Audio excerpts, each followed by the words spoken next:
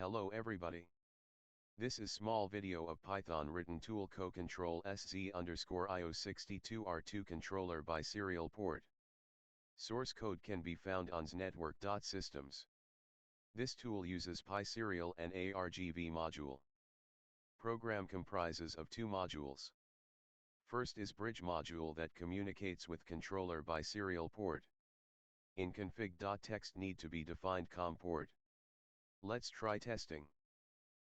Next open config.txt and check or enter right port. Now we can run bridge.exe or in Linux simple brig file.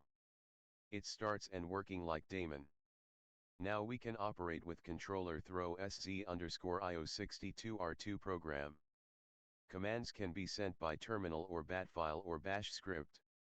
Open terminal and run sz_io62r2.exe si1 to activate first input. Also I have prepared bat file with same command. sz_io62r2 only sends commands without reply message. If you want to improve this code, it is on Sznetwork.systems page. Thank you for your attention.